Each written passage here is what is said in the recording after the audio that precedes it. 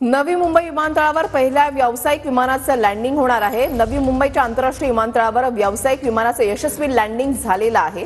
इंडिगोचं व्यावसायिक विमान आता रनवेवर लँड झालेलं आहे।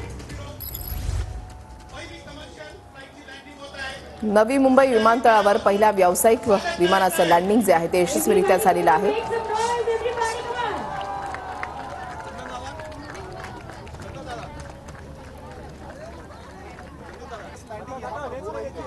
हॅलो विमानाला बघा। इंडिगोचे विमान जे आहे ते रनवेवर यशस्वीरित्या त्याचं लँडिंग झालेलं आहे। पहिलंच व्यावसायिक विमान आहे।